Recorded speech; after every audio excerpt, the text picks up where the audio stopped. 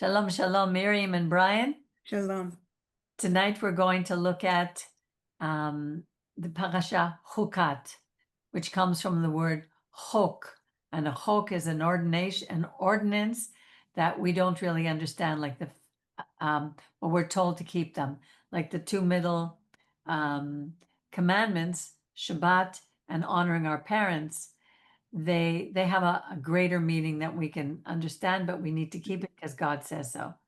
All right, so let me share the screen and we'll begin. Okay, Miriam, can you read? Okay. You'll share it with me? I'll share it with you. I'll start with the first, let's say, the beginning, and then I'll take the last couple. Okay. God spoke to Moses and Aaron, saying, "This is the ritual law that God has commanded. Instruct the Israelite people to bring you a red cow without blemish, and in which there is no defect, and on which no yoke has been laid." Okay, before you continue, let me just give you a little bit of something that I've seen here. The beginning, it says, Zot Chukkat HaTorah. So, and here it's translated, this is the ritual law. And one of the things that I remember our rabbi always talked about was that the Torah is not about laws, it's about principles. A better translation would be, this is the regulation of the Torah, because the Torah is a book of instruction. And here it's going to instruct us about a red cow, the red heifer, which they are now, they say they have now so that they could rebuild the temple in Jerusalem and go back to the sacrificial system, which to me is so sad, because we're so past the sacrificial system as we've been teaching over the many years. Okay, continue. Miriam, you're on mute. Yeah. I'm just, okay. Bring your red, okay. Okay, did I read that? Yeah. You shall give it to Eleazar the priest. It shall be taken outside the camp and slaughtered in his presence. Eleazar the priest shall take some of its blood with his finger and sprinkle it 7 times toward the front of the tent of meeting. So when I read this, and where it says, you shall give it to Eleazar the priest, the first thing I saw, well, where was Aaron? Because I think he was still here, because later on we're going to read that he died. So I don't think this is an issue of chronological order. But one of the things, when I was looking up why this should be, Rashi said that it was because of the sin of the golden calf, that now that this particular honor of the red heifer would be given to Eleazar and not to Aaron. But this was 38 years later. So I honestly, I don't understand completely why. To me, Yeah, it's that's right. a bit of a mystery for me. You don't know the timing of when Aaron died? Yeah, it's after this. We're going to read it in this portion later on. Okay. All right. Yeah, it's hard with the timing. And when was the last time Aaron, he was already punished, so to speak, or there were consequences of the golden calf because of, weren't there deaths of what didn't we say somebody died close? I forget the historical. 3,000 people, the Levites went out with a sword, killing their own brothers, their own people, and even in their own families. But the first 2 sons passed away. Yeah, that's right. Yeah, with the Nadab and fire, the Aish. exactly. So why here Eleazar is all of a sudden taking over? I don't know. Maybe it's like President Biden, he was losing some of his faculties. Maybe. I He's don't getting know. too old or something. Maybe. The cow shall be burned in his sight. Its hide, flesh, and blood shall be burned, its dung included. And the priest shall take cedar wood, hyssop, and crimson stuff, and throw them into the fire, consuming the cow. The priest shall wash his garments and bathe his body in water. After that, the priest may re-enter the camp, but he shall be impure until evening. The one who performed the burning shall also wash those garments in water, bathe in water, and be impure until evening. Another party who is pure shall gather up the ashes of the cow and deposit them outside the camp in a pure place, to be kept for water of lustration for the Israelite community. It is for purgation. The one who gathers up the ashes of the cow shall also wash those clothes and be impure until evening. This shall be a permanent law for the Israelites and for the strangers who reside among them. See, this to me is really important. This that says here, this shall be a permanent chukah for the Israelite and for the stranger and for the ger. This is not, the Torah is not only for Israel. It's shocking when it sinks in, Yeah, because even though I didn't grow up in well, they use the word religious, meaning a home that talked about God at all. That there was always a sense of the Torah was Jewish, and the Bhagavad Gita, whatever, was for this group and that group. And New here God Testament is was for saying, yeah, the New there's only Testament one for God Christians. for everybody. Exactly. It's a permanent law. And this is a very special ceremony here. This one with the red heifer. What could be more um, um, visual about this whole idea of cleansing? Right. Yeah. Thus, those who touch the corpse of any human being shall be impure for 7 days. They shall purify themselves with the ashes on the 3rd day and on the 7th day, and then be pure. If they fail to purify themselves on the 3rd and 7th day, they shall not be pure. The other thing I was wondering was about this whole idea of the number 7. Like, what is the significance? Because it says 7 days. I was just thinking about that. Yeah, well, 7 in the Torah represents completion, like the completion of a cycle. Like we have the Shabbat is the 7th day. Then we have the Shemitah every 7 years. The land would have to lie fallow. Pesach and Sukkot are 7 days. We count the Omer, 7 weeks. Then the year of Jubilee, 7 times 7. The first verse of the Torah is 7 words. The menorah had 7 branches. The number 7 also means oath, like when you see the well of oath, Beersheba. So it's like, again, Hebrew is a language of pictures. So Even 7 days in a week, like everything. yeah, well, that's what I said. The Shabbat. That's the Yeah, right. But I'm just right. exactly. Yeah. So it recurs in holidays and rituals, and it's all through the scriptures about showing that God has a divine order and that He's And it's like God himself is like, I think, isn't he represented by the number 7? exactly. And so Well, it, and it, no, 13. It depends which word you're using. Echad is 13. okay. Yeah, but here right now, I was wondering also. We're in the year 5785, and our rabbis say that they're looking forward to reaching the 6,000 years. That would be the year of redemption. Right. And like when we reach the 6,000th year, we're already we're like in the 7,000 already. So we're ending Right. the cycle of completion.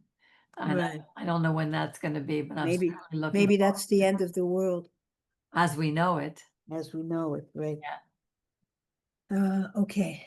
Those who touch a corpse, the body of a person who has died, and do not purify themselves, defile God's tabernacle. Those persons shall be cut off from Israel. Since the water of lustration was not dashed on them, they remain impure. Their impurity is still upon them. It's interesting, like we see all these things, and it's not that these things itself, do this and do that, have anything that cleanses you. But if you're not obedient, you wouldn't want to do these things. So it shows your heart. It's not that the doing of them does anything. Yeah, and I think also it's such an elaborate ritual that we're looking at here. Again, because I believe that the rituals that they saw in Egypt were so elaborate, so Right. grandiose. And here God is keeping us with an elaborate ritual, but one that's going to change the direction so that we then are looking to him and not at the gods. Right. This is the ritual. When a person dies in a tent, whoever enters the tent and whoever is in the tent shall be impure 7 days. And every open vessel with no lid fastened down shall be impure. And in the open, anyone who touches a person who was killed, or who died naturally, or human bone, or a grave, shall be impure 7 days. So I thought, why would touching a corpse make a person clean for 7 days? So when you think of the idea, again, the picture, corpse is the antithesis of life. Right. And it's central to the theme of a God of the living.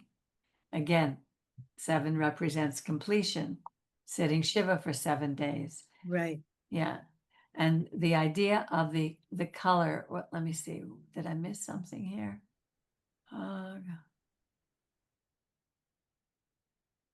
Sorry. Oh, I missed something important back here. It says the priest shall take cedar wood, hyssop, and crimson or scarlet and throw them into the fire, consuming the cow. Again, when we look back, the Torah uses certain items to depict a message that teaches us a lesson for our lives, because the Torah is a book of life. So the cedar wood represents pride. It's the tallest of trees. And the hyssop represents humility. It's the smallest of trees. It's like a bush. And those bushes were taken to use to sweep the floor. And the scarlet was taken from a very specific worm. Remember Isaiah 1, and Isaiah said, though your sins are like scarlet or crimson, they shall be white as snow. So here it's always the picture of being cleansed from our sins. Right. And cleansed through water, cleansed through rituals, cleansed through these things. It's not that those things clean us, but it's a picture for us that even colors have significance. Right. The red cow, red is blood. It represents blood, and Adom is the word for red, which comes from Adam, Adamah. The earth was the earth was very red. It connects humanity, the earth, and blood, all connected as a life force. Right. And yeah, It's always looked back upon as kind of foreshadowing. The Christians say Christ. Those verses with the hyssop and they say his sacrifice. They take that, and some will say that's foreshadowing, the sacrifice on the cross. okay. And No, I'm just saying, but I don't believe it is. well, it has nothing to do with it, because No, I'm just saying that's one of the places where they look for that. right. Yeah, but can you elaborate a little bit? Well, the idea of um uh, you know what, I can't really. I'm just saying those symbols of, didn't he okay, the crimson is the blood. The hyssop, didn't he have hyssop? Didn't they have to there was some hyssop involved in the ritual of his death. I don't remember how that goes. Yeah, well, they I don't remember if it was hyssop that they dipped in the wine and they fed. Yeah, I think there was, Yeah. anyway, Well, it's just that if you're going to bring something up, then yeah, I guess I'm not tying it to anything. I'm just saying it doesn't mean those things. It's like it was like they're looking to say that the Old Testament foreshadows him, and it's not about Yeshua. no, because you would never see a sacrifice of a human being in the Torah. No, That was a pagan ritual. right, right. Well, it was considered an abomination. Exactly. Okay, where did we finish here? So those who touch the corpse of any human being, okay. Continue. They shall purify themselves with the ashes on the third day and on the seventh day, and then be pure. If they fail to purify themselves on the third and seventh days, they shall not be pure. Third day is also often yes, A thing. picture of something, yes, on the Yeah, third, you see that used a lot. yeah. Yeah. Those who touch a corpse, the body of a person who has died, do not purify themselves, defile God's tabernacle. Those persons shall be cut off from Israel. Since the water of lustration was not dashed on them, they remain impure. Oh, I think I read this already. Anyway, their impurity is still upon them. This is the ritual. When a person dies in a tent, whoever enters the tent and whoever is in the tent shall be impure 7 days. And every open vessel with no lid fastened down shall be impure. And in the open, anyone who touches a person who was killed or who died naturally, or human bone, or a grave, shall be impure 7 days. Some of the ashes from the fire of purgation shall be taken for the impure person, and fresh water shall be added to them in the vessel. These same ashes were used in that story of the Sotah. Remember the jealous husband? Yeah, The husband was to bring the wife, and he would take some of the ashes and mix it in with water and make it was this type of offering that he would do in order for her, if he was jealous and thought that she had been messing around with somebody else. It was right. the same idea. Another party who is pure shall take hyssop, dip it in the water, and sprinkle on the tent and on all the vessels and people who were there, or on the one who touched the bones, or the person who was killed or died naturally, or the grave. Okay, naturally anyway. It's spelled who was killed or died naturally, or the grave. And Yeah, who touched it? It said, any party who is pure shall take hyssop, dip it in the water, and sprinkle on the tent and on the vessels and people who were there, or on the one who touched the bones, or the person who was killed, or died naturally, or the grave. So anyone who touched, who even went near the grave, okay. they had to do the ritual. The pure person shall sprinkle it upon the impure person on the third day and on the seventh day, thus purifying that person by the seventh day. The one being purified shall then wash those clothes and bathe in water, and at nightfall shall be pure. If any person who has become impure fails to undergo purification, that person shall be cut off from the congregation for having defiled God's sanctuary. The water of lustration was not dashed on that person who is impure. That shall be for them a law for all time. Further, the one who sprinkled the water of lustration shall wash those clothes, and whoever touches the water of lustration shall be impure until evening. Here again, it's Chukkat Olam, a law, a regulation for all time. But it's not all time. It was only for the time when they would be doing this ritual, because otherwise, how could they continue to do it?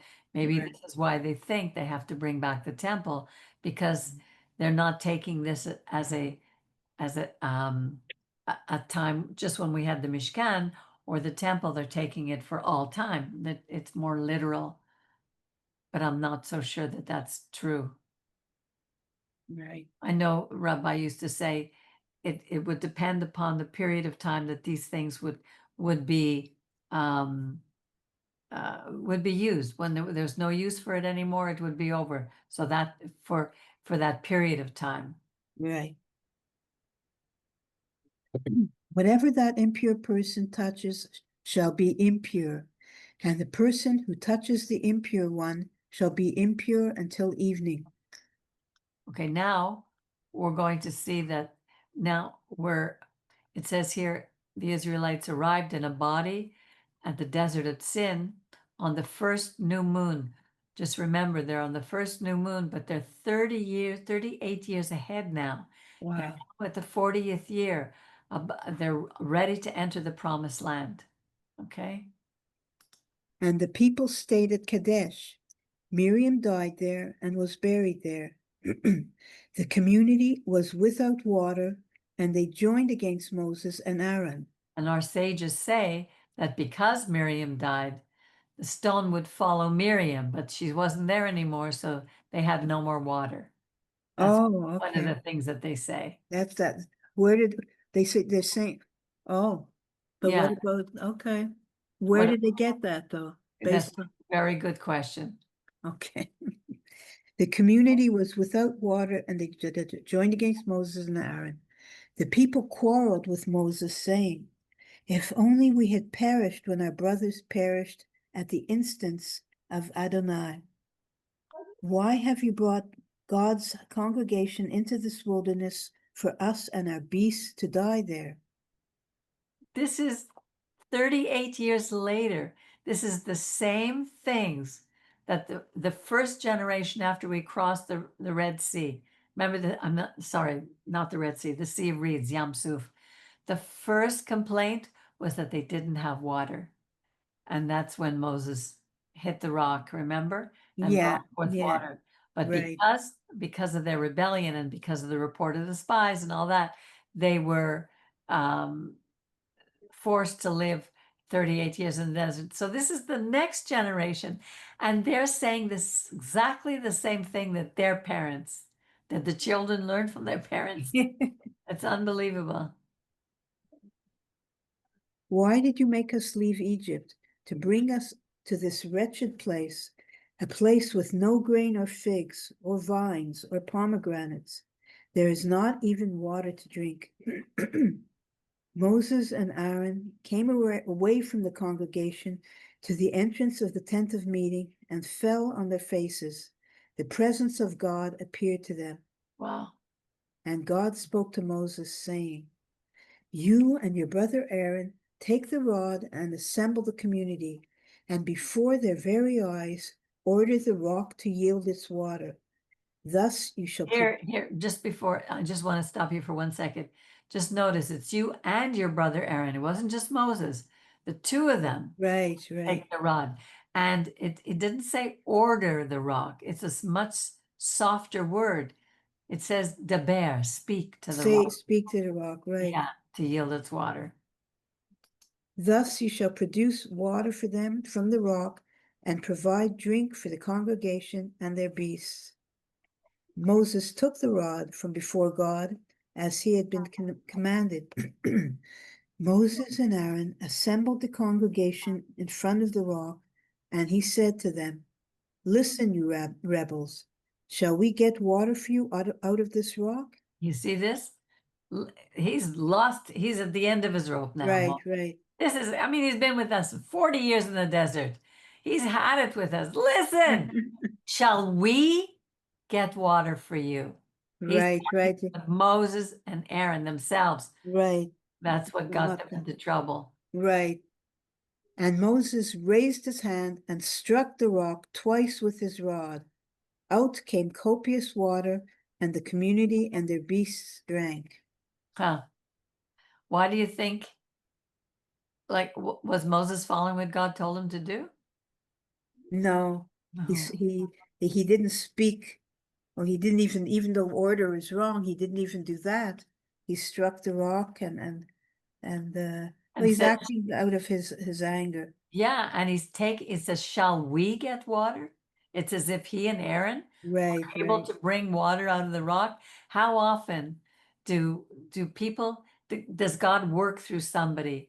And then the people start to worship those who did the thing right. instead of God. And it's so easy. It's so easy to do. You know, We make idols out of people. We do that. All of us do it. constantly. It's Yeah, amazing that we lift people up as if they're, you know, have that kind of power. yeah. Um, but you can see how important this incident is. Like you could read it, and you know, if you didn't read further, and see how Moses couldn't enter the land because of this. That consequence shows you how how wrong this whole thing was. Like there was so much arrogance and anger mixed in this thing, in Yeah, this action of Moses. exactly. And it, Even had he just been angry and he started yelling at the people or whatnot, but it was more than that. He basically disobeyed God, twisted God's well, he took the glory. right, He right. took he made himself into a mini god.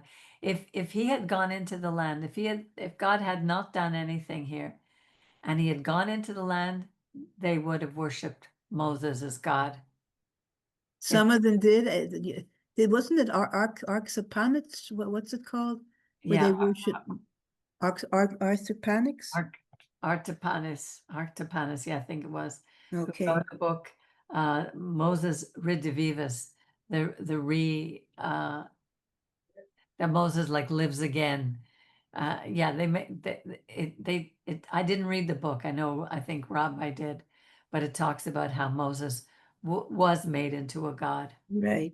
Yeah, Amazing. which is why which is why it later became easy for them to think that Rabbi Yeshua became a god, Yeah. that he was a god. But it's the Torah goes against that notion at every verse. All religions, or it seems at some point, well, certainly the pagan religions, they talk about death and resurrection of the gods. Even I think some of the symbols are the same, and so it's something that's in many religions, the Right. pagan religions especially. Exactly. Exactly. Yeah. Okay. Okay. But okay. But God said to Moses and Aaron, because you did not trust me enough to affirm my sanctity in the sight of the Israelite people, therefore you shall not lead this congregation into the land that I have given them. See, this Wow, pretty also, much. yeah, this here, because you did not trust me. That is sorry, let me go back. That's the bottom line for everything that happens to us. What happened here? Where did I go? Because you did not trust me. God is constantly testing us to see where we trust him and where we don't. It happened this past weekend. Remember, Miriam, you and I went out on Shabbat and we were walking around, Oh, yeah. and it was almost toward the end of the Shabbat, and we were walking on Côte de Neige, and we saw this little outdoor market, and I really needed um, Romaine. romaine lettuce. And the romaine lettuce was so beautiful, and it was only $1.99. And here I was justifying that it would be okay. But here I bought it. It was, I think, 5:30 or something, quarter to 6, somewhere in there. And I remember thinking, well, Shabbat ends at 6 o'clock. In Israel, it's 6 o'clock. So here too, it's 6 o'clock. And I was justifying why it was okay for me to do that. No, I remember Rabbi always told us, don't be legalistic about the things that you do. God knows. But it was not so much what I did, it was almost the attitude that I felt inside. Listen, I do so much for God. I'm always working for God. I do this and I do that. Certainly He'll forgive me, even if I'm breaking. In that day, I would have been stoned. You know, But I mean, God does know the heart too, because when we just read these things, some things that um, some people had done seem way worse than this. And the man who touched the ark, remember he was struck dead by yeah, God. that's much later. Yeah, but okay, right, but it still seems like why is that man killed for a thing like that? But God knows our hearts. Does that seem as bad as the golden calf? The golden calf seems way worse than that. Yeah. And yet to But in Aaron. the golden calf, 3,000 died. Here it was just 10. Yeah, no, that's true. They And did, but David needed to take responsibility for his position. And he did not, he should have known that only Kohat could touch the ark. So, God, look, there are people who get sick and die all of a sudden. We don't know why. yeah, no, for sure. It's just that that's what I'm saying. When we read this, we will, in our heads, in my head, it goes, oh, it seems like this is so much worse than that, or, in our assessment. But God knows many things, our heart and the history. There's so many things that go into um, what happens to us in our lives. Exactly. And death is not the worst thing that happens to us. No, it's not. And we're going into the Olam Haba almost right away. Right. But here, throughout the Torah, we're going to learn about bitachon, faith, because you did not. What is the word here? You did not trust me. Ve'omer Adonai el Moshe ve'el Aharon, to Moses and Aaron. Ve'en lo emunatem, because you, plural, did not have faith in me. You did not exercise your faith that I gave you, and enough to make my here kiddusheni, my sanctity, my sanctuary. You did not keep my sanctity be'enai, in the sight of the house of Israel. See, that's so important. Our behavior is not only for us, it's for all the people who are in our midst. Right. Though, if we say that we are children of the Most High God and that we want to follow His commandments, and they watch us, people are looking for us, and when we break one of His commandments in such a way, even with pride, it brings down the here the sanctity in the sight of the Israelite people. Like we're bringing down the name of God, because who do we represent? We represent Him. Right. Yeah. Yeah. So we have a big responsibility. That's why, if people are fighting today over being the chosen people. Let me tell you, we didn't choose ourselves. God chose No. us, because it's not easy to be chosen. It's a huge responsibility to constantly go over and think of the actions, the things that we're doing. Am I doing the right thing? Am I saying the right thing? It's like we're constantly tearing our hair out to to do the right thing. That's why, because you didn't trust me, you shall not lead this congregation into the land. The Torah tells us exactly why. Yeah, I don't remember it being so clear. Yeah, but Yeah, like that statement. yeah. Those are the waters of Meribah, meaning that the Israelites quarreled with God, whose sanctity was affirmed through them. So you see, His holiness is affirmed, is made clear through the people of Israel. Right. We are given the role of being set apart, of being a light to everyone, a light to the nations, including the Israelite nation. And all these names, remember I spoke about names? Right. Meribah reminds us that this is where we quarreled with God. And you'll see now in other places, from Kadesh, Moses sent messengers to the king of Edom. This is what Israel, your brother, says.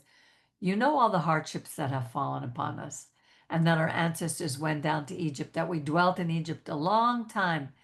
and that the Egyptians dealt harshly with us and our ancestors. We cried to God who heard our plea. Send the messenger who freed us from Egypt. This is Moses. Now we are in Kadesh, the town on the border of your territory. So here they're at the border of the promised land. Here. And they went to the king of Edom. Who is Edom? This is Esau, Right, right, the brother of Jacob, the twin brother of Jacob. right, These are our relatives. It's not that we went to strangers. Moses sent messages as if you're going to go to your cousin, right. you know? And what do they say? We're saying to them, let us cross to your country. We'll not pass through fields or vineyards. We won't drink waters from your well. We'll follow the king's highway. We won't go to the right or to the left until we've crossed your territory. We're trying to make peace. We always try to make peace with our neighbors, our Right. brothers. Right. Well, what does it say? Edom answered, you shall not pass. Like in the Lord of the Rings. You shall not pass through us, or else we will go out against you with the sword. So, they're making themselves enemies. We didn't want to take anything from them. There was already a highway. We could have gone straight through. Right. Here, you can continue. We will keep to the beaten track, the Israelites said to them. And if we or our cattle drink your water, we will pay for it. We ask only for passage on foot. It is but a small matter. But they replied, you shall not pass through. And Edom went out against them in heavy force, strongly armed. So you see, why do I keep doing this? They say that, like today, that there's so much hatred against Israel because of land. This was long before we were in the land. And look at the hatred already coming against us from Edom. Right. And these are the same people. It's in the same territory. Now, the ancient capital of Edom was called Bozrah, which is now Busaira, which is in Jordan. Wow. Who are Jordan? The Palestinians are from Jordan. Right. Right. It's a long history. Right. People try to explain why all this is going on in the Middle East right now, but they're not starting here at the Torah. Right. No way to understand it. This area was also called the land of Seir. Remember, Seir was Right. Red. and Mount Seir. Right. It says appears to have been strongly identified with the Horites. These are the people of the Horites who lived in that part of the land, and it may have been a cultic site. These were pagans. The Edomites, Esau, turned away from the God of Jacob. He married, remember, who was the first one? Who was a Canaanite. His parents were so upset, a Canaanite, and then he took an Ishmaelite. These were enemies of Israel. This is where it begins. It's a spiritual war. Totally. Okay. Setting out from Kadesh, the Israelites arrived in a body at Mount Hor. At Mount Hor, on the boundary of the land of Edom, God said to Moses and Aaron, let Aaron be gathered to his kin. He is not to enter the land that I have assigned to the Israelite people, because you disobeyed my command about the waters of Meribah. It was both of them, Aaron. Right. Take Aaron and his son Eleazar and bring them up on Mount Hor. Strip Aaron of his vestments and put them on his son Eleazar. There Aaron shall be gathered unto the dead. So we see here, we read at the beginning that Eleazar was given the honor of doing the burning of the red heifer, and it wasn't Aaron. So we see from here, Aaron was still there. Right. It's here that he's dying. But imagine, they went up with him. They ascended. Look, Moses did as the Lord had commanded. They ascended Mount Hor in the sight of the whole community. Moses stripped Aaron of his vestments, put them on Eleazar, his son, and Aaron died there on the summit of the mount. I mean, they're watching this. What happened? He just stand there and all of a sudden he's dead. God took his spirit and he just fell. It's just the weirdest thing. Wow. Well, who knows? Maybe it was like Elijah.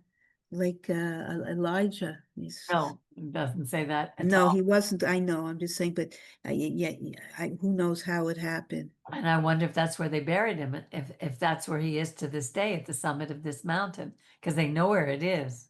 Uh-huh. Huh. Yeah, you don't hear about, I don't know. Do you hear about the grave of Aaron? You don't hear No, that anywhere. no, no. When Moses and Eleazar came down from the mountain, the whole community knew that Aaron had breathed his last. All the house of Israel bewailed Aaron 30 days. Yeah, this is where we get the idea. For 7 days we sit Shiva, and then we have called on the 30 days after the Shloshim. That comes from here. Right. Yeah. Okay. Okay. When the Canaanite king of Arad, who dwelt in the Negev, learned that Israel was coming by way of Atarim, he engaged Israel in battle and took some of them captive. So this was the area that supposedly the spies went, when they spied out the land, they Okay, went toward the south, toward the Negev. right, So what reason did the king of Arad have to attack Israel? It was long before we had the land. This is the same spirit of Amalek, sheer right, hatred and jealousy of Israel. It's a spiritual war. But God also uses our enemies to force our people to stop fetching, stop complaining, and to unite against the common cause. It seems that the only way that we ever unite is when we have a common enemy. And it's exactly the same thing that's happening today. right. Then Israel made a vow to God and said, if you deliver this people into our hand, we will proscribe their towns. Which means destroy. Okay. God needed Israel's plea and delivered up, Heated. heeded, oh, sorry. God heeded Israel's plea and delivered up the Canaanites, and they and their cities were destroyed. So that place was named Hormah. They set out from Mount Hor by way of the Sea of Reeds to skirt the land of Edom, but the people grew restive on the journey. So the restive means restless, edgy. At this point, they were out of control. And the people spoke against God and against Moses. Why did you make us leave Egypt to die in the wilderness? There is no bread and no water, and we have come to loathe this miserable food. Ay, ay, ay. I would be scared at this But point. it's 38 years already, so many of them are like, they're not even all remembering it from firsthand remembrance. No, So this is the next generation. That's yeah, so why all of this they're is being passed down from their parents. done. Exactly. They've obviously heard all the fetching going on. God sent serpents against the people, Seraph is fiery serpents. fiery serpents. They bit the people, and many of the Israelites died. The people came to Moses and said, we sinned by speaking against God and against you. Intercede with God to take away the serpents from us. And Moses interceded for the people. This is exactly what happened. Remember when all these plagues and these different things hit the Pharaoh in Egypt? Yeah. And he admitted it toward the end. He admitted, I've sinned against you. I've spoken against you and God. Intercede, pray to your God to take these things away. And they did. God and Moses interceded.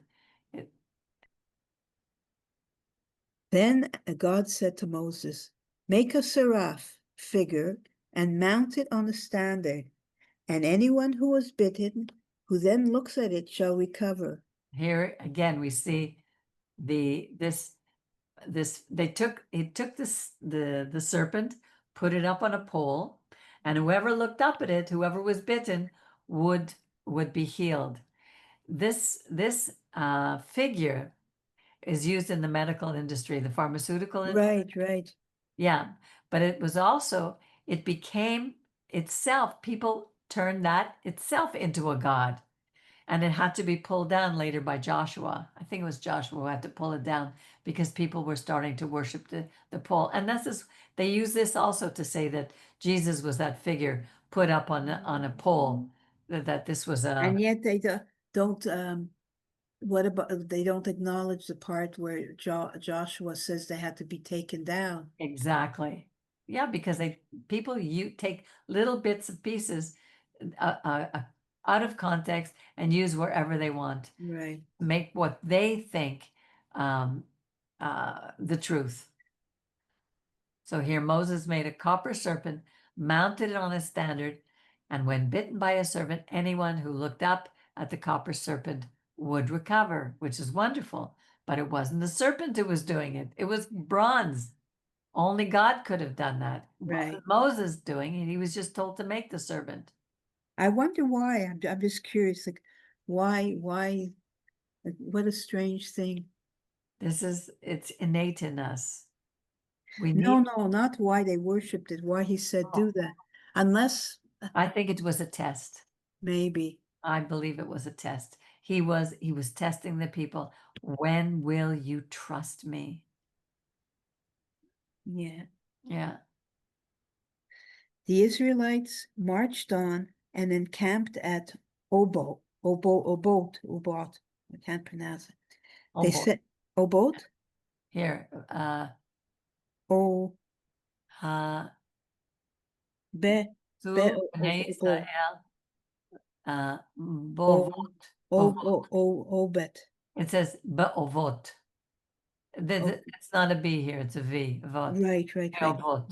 Be'ovot, okay. Yeah.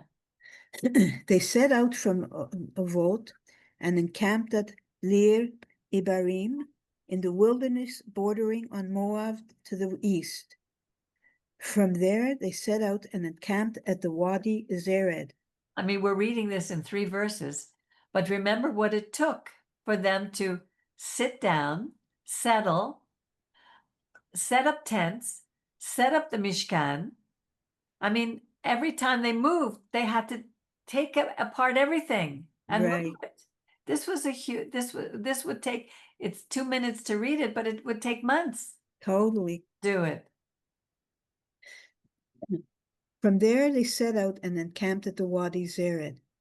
From there, they set out and encamped beyond the Arnon, that is, in the wilderness that extends from the territory of the Amorites.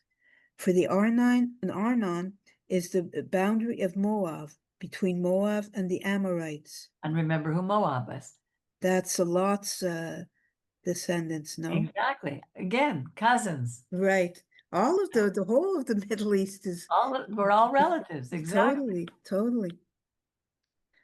And one day there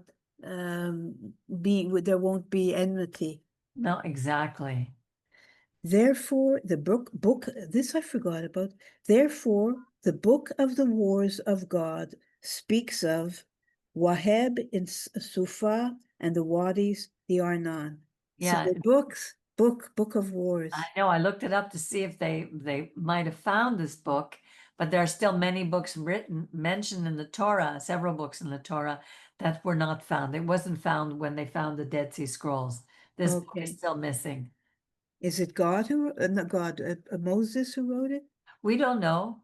Part of this could have been written by Joshua. We're not sure, but we don't know. Huh, interesting. The Arnon, with its tributary wadis, stretched along the settled country of Ar, hugging the territory of Moab. From there to Be'er, which is the well where God said to Moses, "Assemble the people that I may give them water."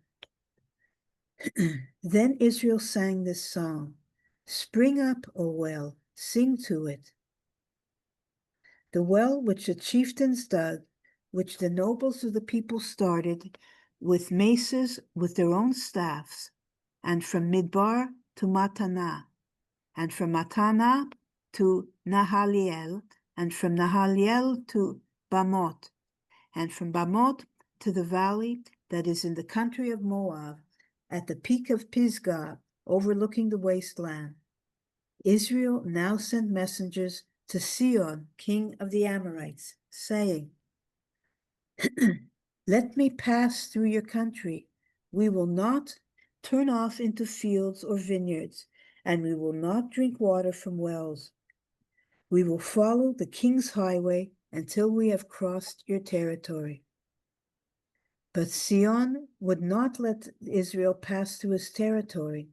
Sihon gathered all his troops and went out against Israel in the wilderness.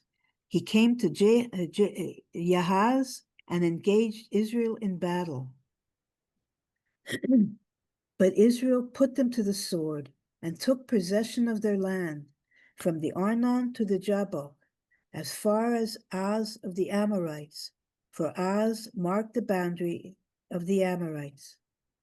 Israel took all those towns, and Israel settled in all the towns of the Amorites, in Heshbon and all its dependencies. That's the territory west of the Jordan, like before you cross in, right? Is that all along the, I think that's where it is. I'm not sure. We can look it up. No, I'm just curious. Anyway, maybe they're not there yet. I'm not sure. Now, Heshbon was the city of Sihon, king of the Amorites, who had fought against the former king of Moab and taken all his land from him as far as the Arnon. Therefore, here we go again. The bards, I love this. It's so visual, the poetic. Therefore, the bards would recite, "Come to Heshbon, firmly built and well founded as Sion's city." Bards is such an English. Yes. English. For the fire went forth from Heshbon, flame from Sion's city, consuming Ar of Moab, the lords of Bamot, by the Arnon. Woe to you, O Moab! You are undone, O people of Chemosh. Chemosh. Chemosh. Oh, where is it? O people of Chemosh. Chemosh. Chemosh. The Good. CH I thought was It shouldn't be a CH. It should be okay. Chemosh. His sons are rendered fugitive, and his daughters captive by an Amorite king, Sihon. Yet we have cast them down utterly, Heshbon along with Dibon. We have wrought desolation at Nophah, which is hard by Medeba. So Israel occupied the land of the Amorites. Then Moses went to spy out. Moses sent to spy And then out Moses sent to spy out Yazer, Yazer. Yazer, and they captured its dependencies and dispossessed the Amorites who were there. They marched on and went up the road to Bashan, and King Og of Bashan, with all his troops, came out to Edrei to engage them in battle. But God said to Moses, "Do not fear him, for I give him and all his troops and his land into your hand. You shall do to him as you did to Sihon, king of the Amorites, who dwelt in Heshbon." They defeated him and his sons and all his troops until no remnant was left him, and they took possession of his country.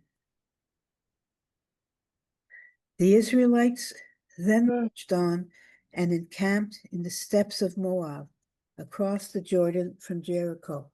And that's the end of this portion. If we knew the history really well, like they're singing these songs, which mean a lot to them, because they've been through all these things. You know, we see them fighting before with King Sihon and King Og. These names are part of the history of our 38 years, 40 years in the desert. So for us, for me anyway, because I don't have it all in my head, it's hard. But for them, they understood every one of these places. And if we did a study just on these places, we would be able to sing this song too. Like sometimes we sing a song about our own lives. Right. Yeah. So it's beautiful. You there, Miriam? Yeah. There you go. Hi, There's Jerry. Hi, Jerry. Gerald. So I love reading. Even if we learn one new thing, even if we see something new every time we read the Torah, it gives us hope, and it gives us trust, and it helps us understand why all these things are going on today. I can't even listen to a lot of these debates about it because they're all talking about the symptoms and nobody's getting to the root. And the root Yeah, well, is, because the root is really such a topic in itself. we're It's not based trusting God. on a belief in the presence of a God of the world. Exactly. And if And that's not your premise, then you can say whatever you want. exactly. It's a God, one God for all peoples. He didn't separate us, just like he said, the red heifer, all that ritual, whether you're a Jew, a natural born Hebrew, or a ger, the red stranger who lives among us. You know, when Gentiles come to our congregations, our synagogues, what's one of the first thing we do? Oh, well, it's not the first thing we do. They make it very difficult for them, and they want conversion to a religion. God isn't asking us to convert to a religion. He wants a relationship with his creation, Right. whether we're Jew or Gentile. What that looks like is that they become part like Ruth. They become absorbed into a community that serves God. And if we're not serving God, then we're serving the gods of the world. And what that looks like is we're running after money, we're running after greed, running after all the things that God says not to do. And the basis are all written in his commandments, his 10 commandments. It's not complicated. It just No. is simple. Well, all truth, I think, at some level is really simple. Yeah, I mean, it's not simple, but a child can be touched by it. Like children who have experienced God, spoken to people who've had experiences as a 5-year-old. exactly. I've heard several as 5-year-olds. Yeah, it's true. Jerry, I don't know how much you heard. Well, I was listening very nicely, and today was my listening day. Okay, good. I'm sorry I didn't see you. Well, you didn't see me.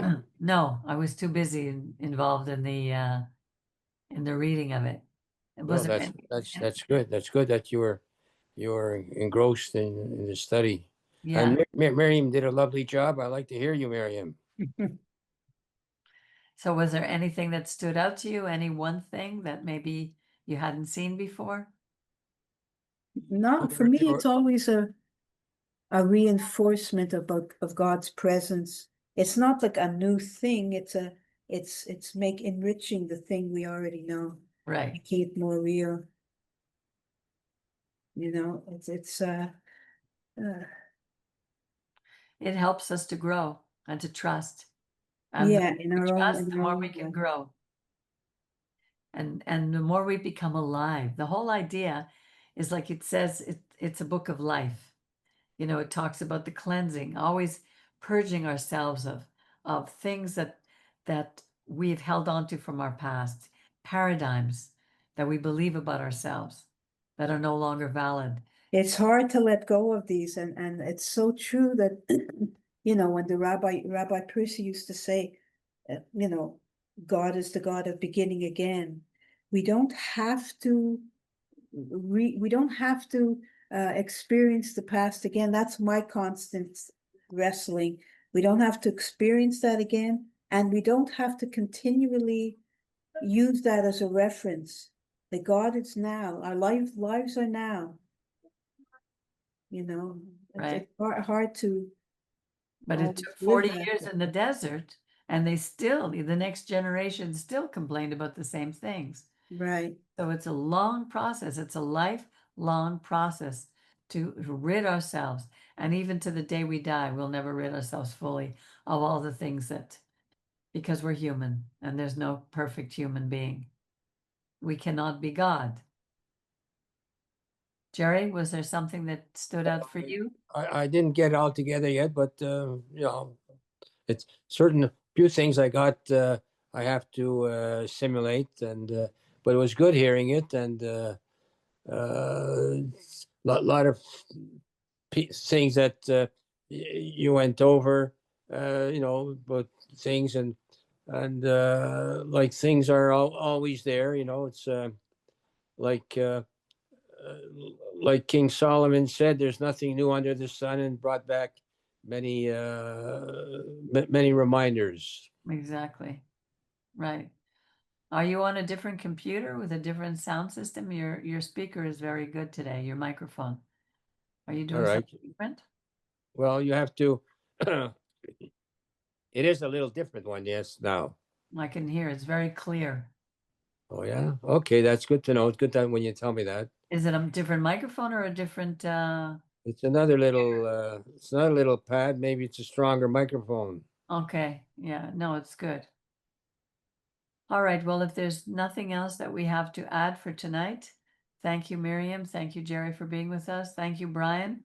Thank you. And let's just keep on reading. All we can do, we can't change the world. We can't change other people. We can only change ourselves. And ourselves are changed as we read, as we learn what he wants from us, and as we do it, as we're obedient. And when we fail, which we will on a regular basis, we just go to God. We don't need a Mishkan in the desert. We don't need a temple anymore. We have direct access to a God that wants a relationship with his creation. We can go directly to him and ask for forgiveness and make restitution, make it right. Don't say you're sorry unless you mean it. Just just keep doing. We have to keep doing the Torah, doing the commandments, working with it. And it's absolutely, we get shocks of joy, shocks that give us life because the whole world is going towards death. Anyway, but there's always hope. One thing we live in is the Torah is a book of hope, and our God gives us hope. So thank you, and I wish you all a Shabbat Shalom, Thank you. Shabbat Shalom. and Shabbat And, shalom. look forward to seeing you again next week, God willing. Yeah. Hi, Brian. Bye, Brian. Bye, everybody. Bye. Bye, Jerry. Bye, Peggy. Thank you. You're welcome.